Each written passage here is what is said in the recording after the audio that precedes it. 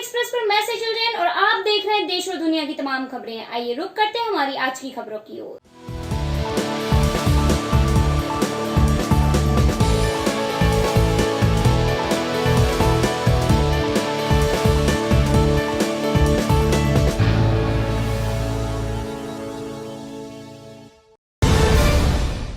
भीलवाड़ा के नवनियुक्त जिला कलेक्टर एन शिव प्रसाद मदान ने रविवार सुबह अस्पताल पहुंचकर महात्मा गांधी की प्रतिमा को माल्यार्पण किया। डॉक्टर अरुण गौड़ ने मदान की अगवानी की। कलेक्टर ने सभी वार्ड के कार्यों का जायजा लिया और आवश्यक दिशा निर्देश दिए। अस्पताल में मरीजों को मिलने वाली व्यवस्था की भी जानकारी ली। अस्पताल के नर्सिंग कर्मियों ने जिला कलेक्टर को फूल देकर स्वागत किया। भीलवाड़ा ब्यूरो धीरज कुमार शर्मा की रिपोर्ट। कोरिया जिले के अंतर्गत आने वाला क्षेत्र चिरमिरी, जो कि साउथ ईस्टर्न कोलफील्ड लिमिटेड के तहत कोयले का उत्खनन कार्य करता है। इसके अनेक क्षेत्रों से कार्बन मोनोऑक्साइड गैस और अन्य गैस का रिसाव धुएं के रूप में आमतौर पर देखा जाता है, जो मानव जीवन के लिए खतरनाक है। आपको बता दें कि कोरिया जिला के अंतर्गत आने वाला चिरमिरी SECL क्षेत्र में जहां खुली खदान और बंद खदान के माध्यम से कोयले का उत्खनन किया जाता है, किंतु उत्खनन होने के बाद मिट्टी से समतलीकरण कर उस पर वृक्ष लगाने का प्रावधान है। वहीं SECL चिरमिरी प्रबंधन इसका समतलीकरण तो करता नहीं है, साथ ही चिरमिरी क्षेत्र की अधिकांश जमीनों में दरार होकर धुएं के रूप में गैस का रिसाव अनवरत होता रहता है, जो कि इंसानी जिंदगी के साथ साथ पशु पक्षियों की भी जिंदगी के लिए बहुत खतरनाक माना जाता है। इसको रोकने के लिए SECL चिरमिरी प्रबंधन कोई ठोस कदम नहीं उठा रहा, जिससे यह कहा जा सकता है कि SECL चिरमिरी प्रबंधन आम जनमानस के स्वास्थ्य के साथ खिलवाड़ कर रहा है। गौरतलब हो कि SECL चिरमिरी प्रबंधन को जहां एक तरफ कोयले के उत्पादन को प्रमुखता देकर अपना कार्य तो कर रही है, किंतु आम जनमानस की जिंदगियों और स्वास्थ्य के साथ खिलवाड़ कर रही है। जबकि यह मुद्दा कई बार मीडिया और सामाजिक संगठनों के द्वारा उठाया जा चुका है, किंतु SECL चिरमिरी प्रबंधन अपने अड़ियल रवैये से बाज नहीं आ रहा। देखिए, अक्सर क्या है कि जितना भी कोयला खान जहाँ जहाँ पे है और जहाँ पर आग लगी है, और यदि सपोज उस आग में बरसात का पानी गिर गया तो वो कार्बन मोनोऑक्साइड और ज़्यादा मात्रा में पैदा करके वो अपने वातावरण की इसमें फैलती है। और सपोज उस एटमॉस्फेयर के आजू बाजू कोई सपोज आ गया, कोई मानव आ गया या कोई जानवर आ गया, तो उससे उसके प्रभाव बेहोशी एवं ब्रेन को डेड कर सकता है। यहाँ तक इस प्रकार की घटनाएं आमतौर पर देखी जाती है। और यदि थोड़ी मात्रा में सपोज संपर्क में आए तो उससे ब्रोंकाइटिस होने का खतरा रहता है और लंग्स खराब होने की स्थिति रहती है। इसको सर रोका कैसे जा सकता है? इसको रोकने की एक ही उपाय है कि आग को जो जहाँ से कार्बन मोनोऑक्साइड एक्सपोज हो रहा है तो उसके ऊपर मिट्टी डंप करें, अच्छे से उसको पैक करें।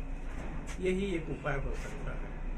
कोरिया जिला के अंतर्गत आने वाला चिरमिरी SECL, जो कि कोल इंडिया का एक संभाग माना जाता है, SECL south eastern coalfield limited, जहां पे बंद खदान और खुली खदान के माध्यम से कोयले का उत्खनन किया जाता है। जैसे आप हमारे पीछे देख रहे हैं, चूँकि यहाँ पे कोयले का उत्खनन हो चुका है, इसके बाद जो प्रावधान है कि मिट्टी फिलिंग करके वृक्ष लगाना रहता है, लेकिन जैसे आप देख रहे हैं यहाँ पे ये कार्बन मोनोऑक्साइड गैस निकल रही है। ये इंसानी ज़िंदगी के लिए, या यूँ कह सकते हैं किसी की भी ज़िंदगी के लिए बहुत ही खतरनाक होती है। लेकिन यहाँ की उदासीनता और जो लापरवाही कह सकते हैं, लापरवाही को ध्यान में देते हुए यहाँ का जो SECL प्रबंधन है, इसकी रोकथाम के लिए कोई कारगर उपाय नहीं उठा रहा है। जब इस संदर्भ में डॉक्टरों की सलाह लिया गया कि जो ये गैस निकल रही है ये 24 घंटा हर एक मौसम में निकलती रहती है, जबकि बरसात समय में कुछ ज़्यादा ही निकलती है, तो डॉक्टर का सीधा कहना रहता था कि ये गैस मनुष्य की ज़िंदगी के लिए बहुत ही खतरनाक गैस होती है। साथ ही जानवर भी, जैसे आप देख सकते हैं यहाँ पर चरागाह जैसा स्थिति है, तो जानवर, गाय भैंस और भी जानवर भी आते रहते हैं, वो भी इसके चपेट में आ जाते हैं। आप एक देख सकते हैं कि यहाँ पर बात करने में भी सांस फूलने लगती है। न्यूज़ 24 एक्सप्रेस के लिए कोरिया से अविनाश चंद की रिपोर्ट। कोविड-19 के तहत जागरूकता कार्यक्रम चूरू 4 जुलाई राजस्थान राज्य विधिक सेवा प्राधिकरण जयपुर के निर्देश अनुसार कलेक्टर परिसर चूरू में अध्यक्ष जिला विधिक सेवा प्राधिकरण जिला एवं सेशन न्यायाधीश अयूब खान के निर्देशन में कोविड-19 के तहत एक जागरूकता कार्यक्रम का आयोजन किया गया, जिसमें सचिव जिला विधिक सेवा प्राधिकरण राजेश कुमार दाड़िया, मुख्य न्यायिक मजिस्ट्रेट राजेश कुमार, न्यायिक मजिस्ट्रेट श्रीमती महेश्वरी बरोड़, डॉक्टर एहसान गौरी, डॉक्टर साजिद चौहान तथा न्यायिक कर्मचारीगण उपस्थित रहे। सचिव राजेश कुमार दाड़िया ने माननीय राजस्थान उच्च न्यायालय एवं सरकार द्वारा अब तक जारी दिशा निर्देश की पालना सुनिश्चित करने के आवश्यक कदम उठाए गए हैं। न्यायालय परिसर में सोशल डिस्टेंसिंग के नियमों की कठोरता से पालन करवाए जाने, कोर्ट कैंपस में अनावश्यक भीड़ इकट्ठा नहीं होने के बारे में बताया। आकस्मिक दशाओं में कोर्ट कैंपस में किसी भी पक्षकार, अधिवक्ता, कार्मिक को आवश्यकता हो तो ही इसकी जांच व सैंपलिंग अविलंब हो मौके पर ही उपलब्ध होने पर संबंधी जानकारी दी। इस संबंध में डॉक्टर एहसान गौरी ने कोविड-19 के संक्रमण से बचाव हेतु विस्तृत जानकारी प्रदान करते हुए कोविड-19 हेतु जारी सरकार के निर्देशों की पालना किए जाने की आवश्यकता पर जोर दिया।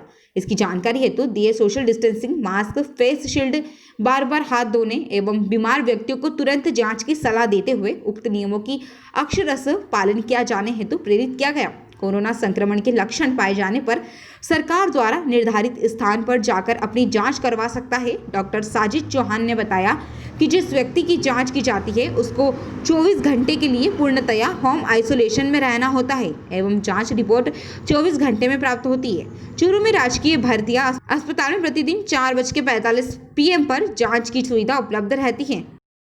हाईकोर्ट के आदेशों के अनुसार अपने जो कोर्ट है इनके अंदर जो कार्य चलता है उसको जागरूकता स्तर पर लाने के लिए और अपने जो कोर्ट के स्टाफ है उनको जागरूक करने के लिए और सेफ्टी के लिए चिकित्सा महकमा बहुत ही ज़्यादा संवेदनशील अपने कोर्ट के स्टाफ है उनको भी हम सेफ रखें। कोरोना जैसी बीमारी महामारी यहाँ तक ना पहुँच पाए यही हमारा प्रयास है। यहाँ के पूरे स्टाफ को ओरिएंटेशन आज करवाया गया है, मास्क, सैनिटाइज़र और मशीन उपलब्ध करवाई गई है और रेगुलर मॉनिटरिंग की जाएगी।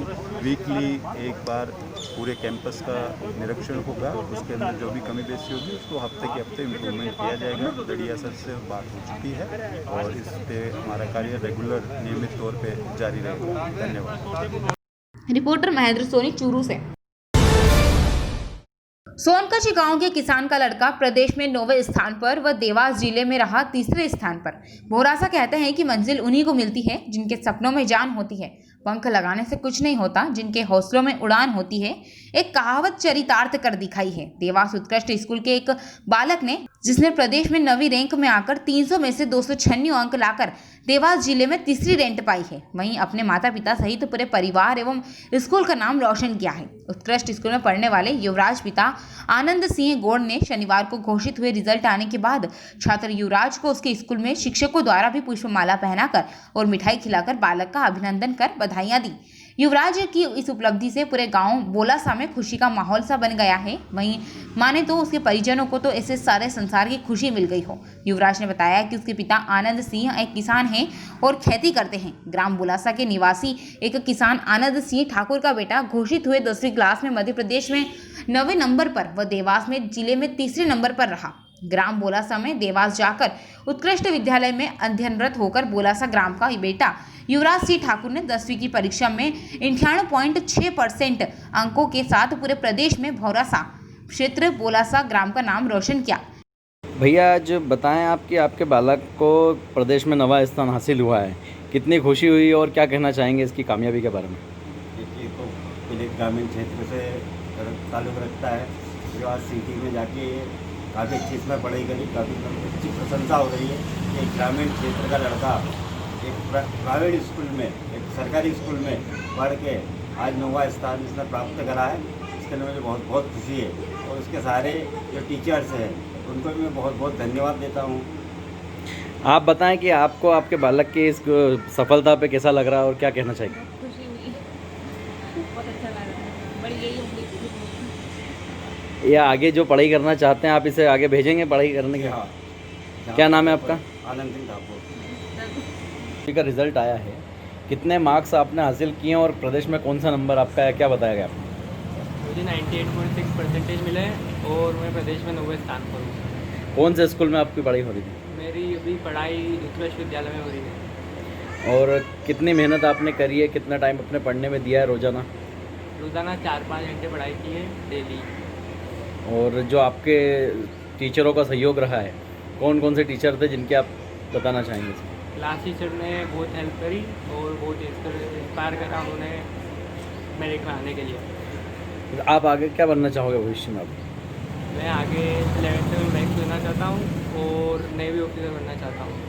आपका गृह निवास कौन सा गांव है, मतलब जो जिला मुख्यालय से कितने दूर पड़ता है, और आपने यहाँ से रोज़ाना आना जाना करा, उसके बाद भी इतने अच्छे नंबर लाए, क्या बताएंगे? मेरा गांव का नाम बोला था है, पर मैं मेरे अंकल के यहाँ रहता हूँ देवास में, वहीं से पढ़ाई करता हूँ। क्या नाम है आपका? युवराज सिंह बोल।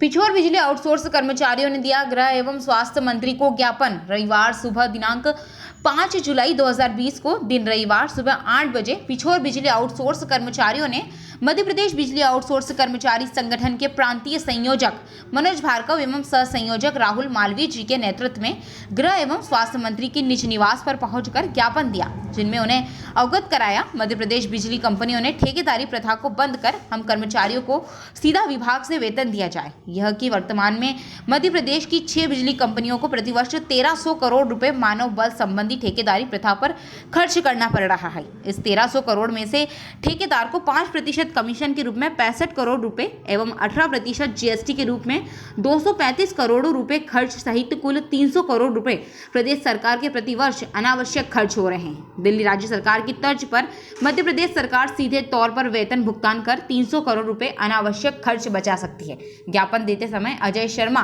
फरमान खान, इमरान खान, कपिल श्रीवास्तव, शोभित राणा, प्रदीप रजक, बलवंत कुशवाहा, धर्मेंद्र यादव, सुरेश प्रजापति आदि आउटसोर्स कर्मचारी उपस्थित रहे। मध्य प्रदेश में शिवराज सिंह चौहान जी के कैबिनेट विस्तार के पश्चात श्रीमंत ज्योतिरादित्य सिंधिया जी महाराज द्वारा प्रेस को संबोधित करते हुए कहा गया था कि ये मंत्रिमंडल का विस्तार नहीं है, यह जन सेवकों का विस्तार है, जो मध्य प्रदेश में किसानों, गरीबों और कर्मचारियों के लिए और शोषितों के लिए जन सेवा की भावनाओं से निर्मित किया गया है।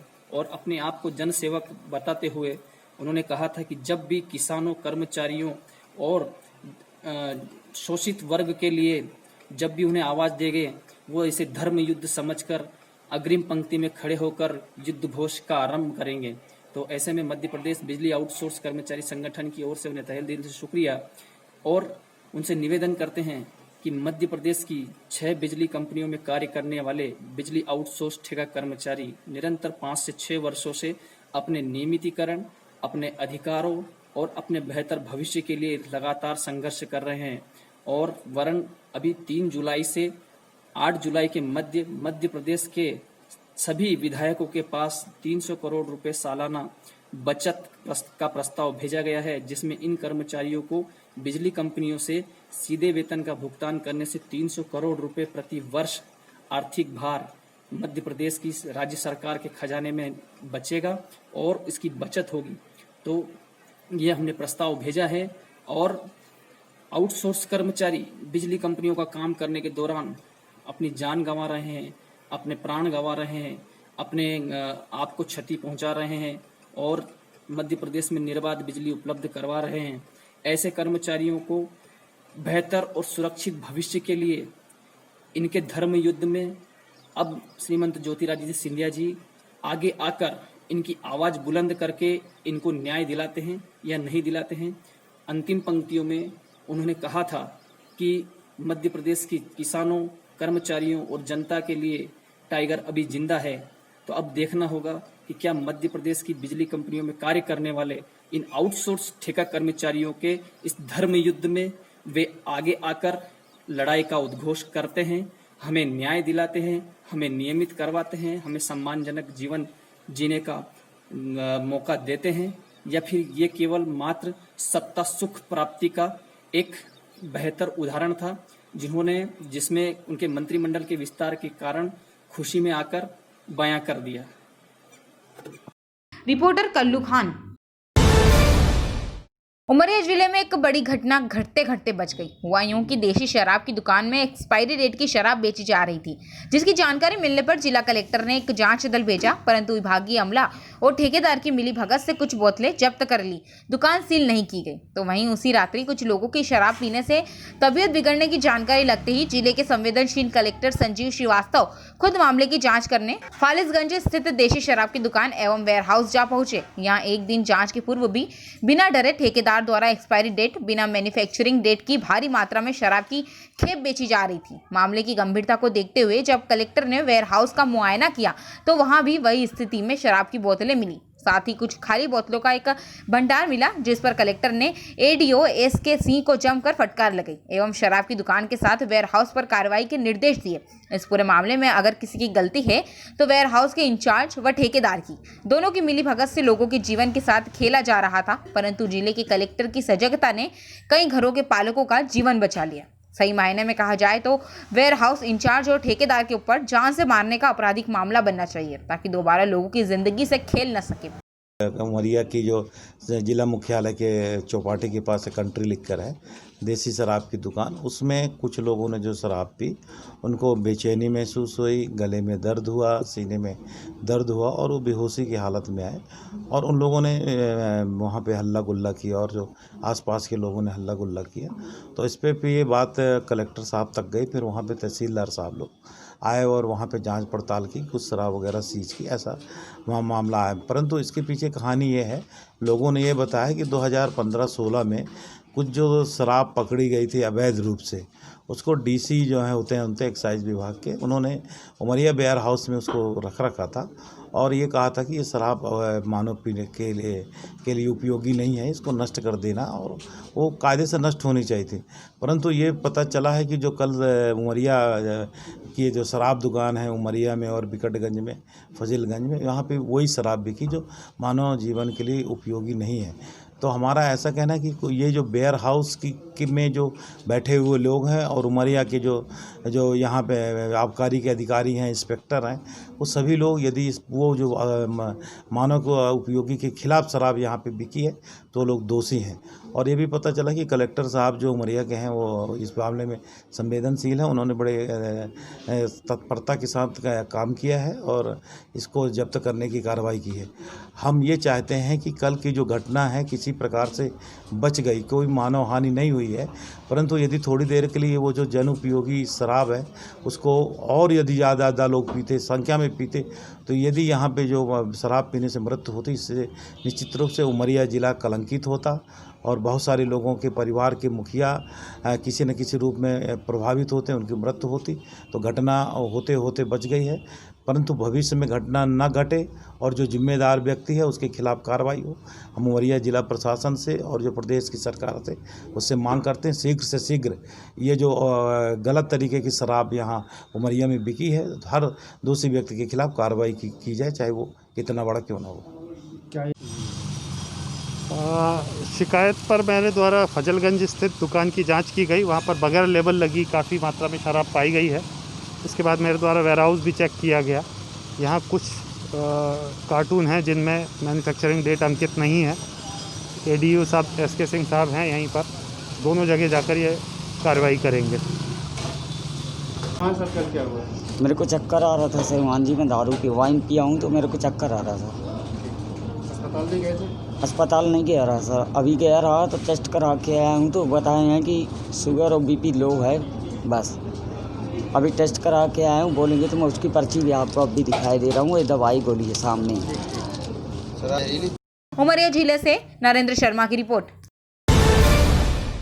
लगातार बढ़ते पेट्रोलियम पदार्थों की वृद्धि को लेकर बिहार में राजद भी अब सड़कों पर उतर गई है। आज पार्टी के स्थापना दिवस के अवसर पर राजद पटना सहित बिहार के विभिन्न इलाकों में साइकिल रैली निकाली। इसी कड़ी में मोतिहारी में भी राजद ने साइकिल रैली निकाली। वहीं विधानसभा प्रभारी मनीष श्रीवास्तव और जिला अध्यक्ष सुरेश यादव के नेतृत्व में पूरे शहर में साइकिल से घूमकर वर्तमान सरकार का विरोध किया। वहीं राजद नेता मनीष श्रीवास्तव ने कहा कि ये सरकार किसान विरोधी है, क्योंकि अनाज का दाम तो बढ़ा नहीं, डीजल पेट्रोल का दाम बढ़ गया। आज 5 जुलाई के राष्ट्रीय जनता दल के बिहार के भावी लोकप्रिय मुख्यमंत्री आदरणीय तेजस्वी यादव जी का ऐलान है कि डीजल और पेट्रोल के महंगाई को देखते हुए सरकार के खिलाफ में हम लोगों रोड पे उतर के और जनता की आवाज को सदन तक बुलंद करने का काम करेंगे।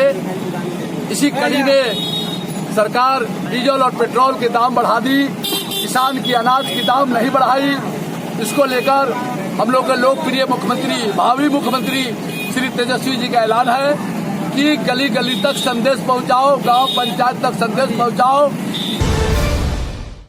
खेत को लेकर 1 लाख रुपए दिए, जिसको लेकर हुआ विवाद इतना बड़ा कि आमने सामने से पत्थर, लाठी, कुल्हाड़ी, फरसा सब चल गए। पोरसा के पास तरेनी गांव में सुबह 8 बजे घूरे डालने की जगह के ऊपर विवाद हुआ। वहां 1 लाख रुपए जो कि खेत के लिए बेना के रूप में दिए थे, उनके ऊपर विवाद हुआ। विवाद इतना बढ़ गया कि दोनों पक्ष लहूलुहान हो गए। 6 लोगों को चोटें आई, किसी के सर फटे, किसी के हाथ में चोट आई तो किसी की आंख में।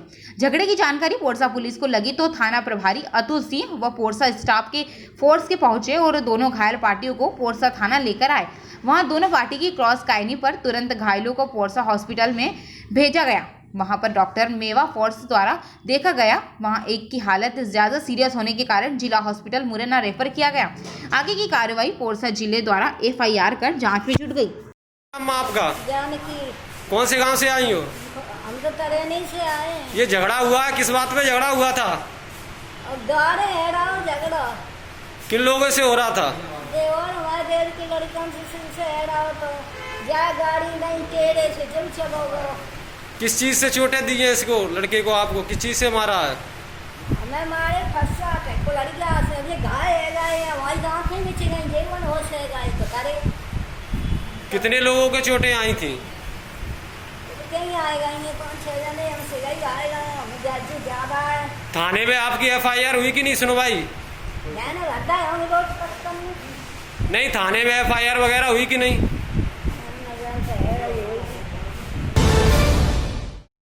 DSP दिनेश यादव व भाजपा नेता शंकर लाल कसाना ने हरी झंडी दिखाकर किया ट्रक को रवाना। पिछले 15 सालों से लगातार भेजा जा रहा है गेहूं।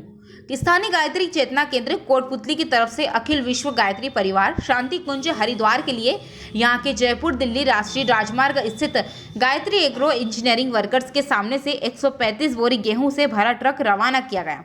ट्रक को DSP दिनेश कुमार यादव व भाजपा नेता शंकर लाल कसाना ने हरी झंडी दिखाकर रवाना किया। इस दौरान DSP यादव ने कहा कि जरूरतमंदों की सेवा के लिए गायत्री परिवार हमेशा से ही कृत संकल्पित रहा है। वहीं भाजपा नेता शंकर लाल कसाना ने गायत्री परिवार की इस मुहिम में अपना योगदान देने वाले क्षेत्र के तमाम भामाशाहों व गायत्री परिवार के कार्यकर्ताओं का आभार व्यक्त किया है। कसाना ने कहा कि गायत्री परिवार द्वारा शांति कुंज हरिद्वार में अनवरत भंडारा चलाया जाता है। उन्होंने कहा कि क्षेत्र के लिए बड़ी गौरव की बात है कि शांति कुंज हरिद्वार जैसे तीर्थ स्थल पर यहाँ के भामाशाहों द्वारा दिए गए अन्य योगदान का अंश लोगों तक पहुँच रहा है। इस दौरान पूर्व ATO राम कुमार शर्मा, राजेंद्र गुज्जर व स्टेनोग्राफर रशीद खान सहित बड़ी संख्या में गायत्री परिवार के लोग मौजूद रहे। मध्य प्रदेश के ग्वालियर शहर में स्वामी विवेकानंद जयंती के उपलक्ष्य पर 30 फुट स्वामी विवेकानंद की प्रतिमा पर डाउन वेलफेयर ट्रस्ट फाउंडेशन की फाउंडेशन श्रीमती सीता पणिगणी और साथ में अन्य सदस्यों ने माला पहनाकर माल्यार्पण किया। इस अवसर पर सीता पणिगणी ने हमारे न्यूज चैनल के माध्यम से सभी देशवासियों से स्वामी विवेकानंद के विचारों पर चलने की अपील की। ग्वालियर से संवाददाता सागर शर्मा की रिपोर्ट। जैसे कि सबको पता है आज विवेकानंद जयंती की पुण्यतिथि है, तो इसमें जैसे हम लोगों ने जो गरीब बच्चे हैं, गरीब बच्चों का उन लोगों को पुस्तक वगैरह जो कॉपियाँ हैं उनको कॉपियाँ वगैरह हम लोगों ने वितरण किया। और साथ ही साथ जैसे क्या है मास्क वगैरह का भी हमने वितरण किया। और जैसे ये यहाँ पर विवेकानंद जी की जो स्टैचू है यहाँ पर उनको श्रद्धासुमन अर्पित किए हम लोगों ने। ये हमारा आज का हेडलाइन। आज की खबरों में बस इतना ही। देश और दुनिया की तमाम खबरों को जानने के लिए बने रहिए न्यूज़ 24 एक्सप्रेस के साथ।